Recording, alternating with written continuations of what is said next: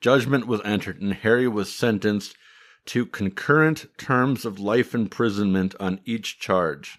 For people who don't know, concurrent means that instead of serving them back to back, he's serving them all at the same time. So he's got multiple life terms, but when one is done, they're all done.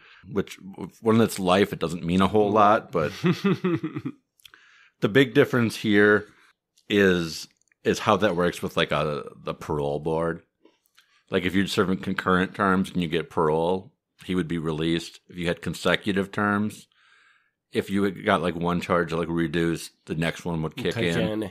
That's really the big difference for the like when you got multiple life terms, it's not like it really matters in a practical sense. So the way you're describing it, though, there was a chance he would get out of prison with the way he was sentenced. He was eligible for parole, yes. Yeah, but they still had that fifth murder in their back pocket, so they could probably, if he got out, just charge him with that, right? Yes. I mean, in theory. I got a little piece more. If you got anything, throw it out. Well, the biggest thing I'm curious with this is that I get it. Like, it sounded like his father was abusive and stuff like that. So I get the motivation to murder his father. Yeah. Did you mention anything that suggests why he would have killed the rest of the family as well? No. And actually, this is a really good. It's a really good time to throw this out there. Some of this comes from the newspaper. But actually, the bulk of this episode I'm taking from a book that's called Harry. The title's Harry. And the subtitle is something like A Study in Teenage Psychopathic Murder. Something like that. I'm sure I'm goofing that up. It's a local Wisconsin author. So they go into some fair detail about this. And yeah, like it's really weird. If he had killed his father... Not that that's okay, but I think he would have had a fair chance of making it out. You know, they would have been like, okay, he's done this. Killing him wasn't the correct thing to do, but the jury might be sympathetic to that. Mm-hmm. There was nothing in the book or the newspaper articles that indicated to me that there was any reason that anybody else...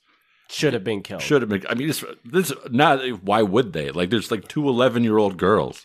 Yeah, but I mean, but that any sympathy the jury would have for him gone. Yeah, and there was something you said. I don't remember specifically what it was, but made me think that like he was probably kind of like the outcast. Like they were all a family, and he was just like the kid from the other family that just kind of got like, oh, go away, type deal. But still, I mean... I think that's accurate. So he's growing up. He's bouncing back and forth between his mom, his dad, his grandparents. And from the sounds of it, nobody was really treating him well. Despite that, he adjusted to like high school pretty good. Yeah, then he's in this family. You know, the stepmom has got her 3 kids. You know, so I don't know. I wasn't there, but I'm assuming she doesn't think of him as her kid the way she thinks of the other kids. Mm-hmm. So yeah, definitely he's always... feeling on the outside and yeah, he's just kind of like he's almost like a third wheel within the family because he just doesn't belong anywhere. Yeah. And but none of that, I mean, none of it justifies it, but it's looking for like what triggered this, yeah, you know what I mean? You have to wonder. Yeah. You have to wonder. And yeah, like I say, if he had killed just his father, not that that's right, you know, not that he shouldn't maybe serve some time for that, but I feel like it'd be more sympathetic. I mean, like his step family would still be alive. Mm-hmm.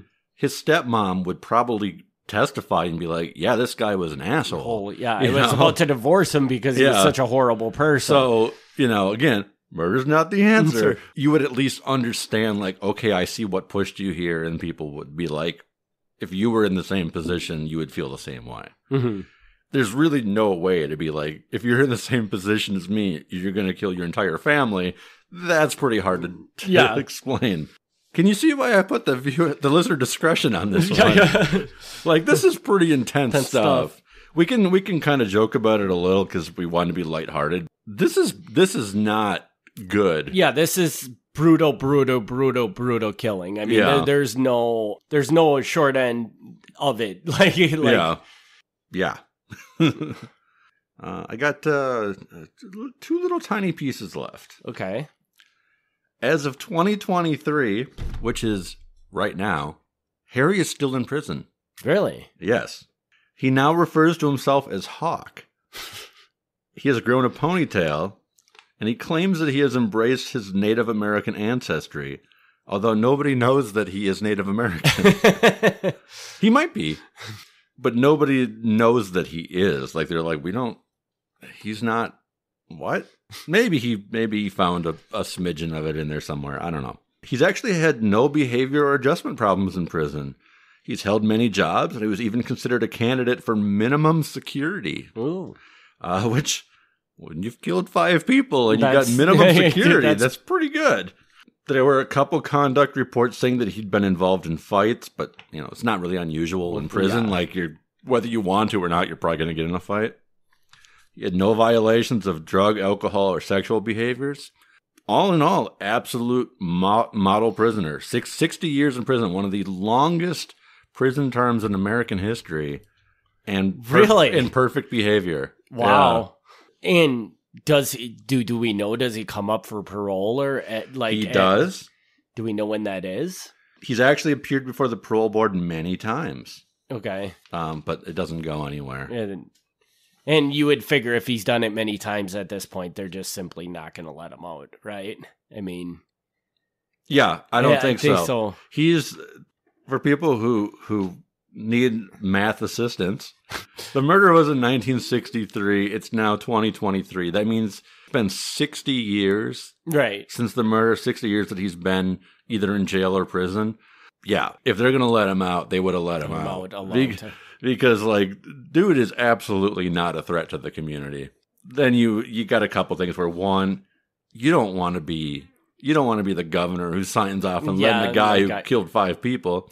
And 2, could he even function in society? That's a very good point, because, I mean, wow, that's a massive step away, living one way for 60 years and then to come out and have to start all over. Yeah, at what point does it actually become more humane to keep a guy in prison? Because that's just all he knows. Yeah.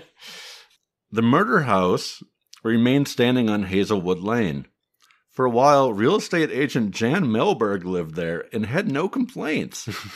She sold the house to Mike and Susan Schuster, who lived there from 1994 to 2003. Susan believed the house was haunted, and she could sometimes hear a radio play in another room. She said the ghosts never frightened her, and when she could notice that there was something going on, she would just say, "I don't mind that you're here," and lived peacefully with the ghosts. But you said the house is actually still standing? It is as of when the book was written. I don't know if it is today. Okay. I could have easily checked that, but I didn't. But either way, it was relatively recently. Which that blows my mind. Yeah, that blows my mind too. Like, you would have thought that house was marked to get torn down right after this happened. Yeah. But then again, it was a different time back then. So, I guess. But they clean it up, whatever, and then the agent's like, "Hey, who wants to buy this beautiful house with like the little horse ranch in the back?" And everyone's like, "Woo!" And she's like, "By the way, 5 people got killed here." Like, that's a tough sell. Oh well. So gruesome, brutal. Another. Green Bay has some stories, man. Yeah. I've got to say that, because I even think of, like, I think that crazy story we did a while ago that started and it went all the way up into Minneapolis at one point. Oh, yeah. That all started in Green Bay too, if I remember right. So like Green Bay's got some history. Totally. Yeah. And I don't know this stuff. I actually had never heard this story. And then all I did was I did like a search for books on Wisconsin true crime, which is how I found the Harry book, which I did not know existed. And then this story is like the main story in there. And it's, holy crap. I don't know how this is not a known story. Like, maybe in Green Bay it is. I don't know, but we're not that far from Green Bay. Yeah. So I'm surprised that, like, this has never come up. So did you read this Harry book? Yeah. Is it pretty readily available and like, would you recommend it?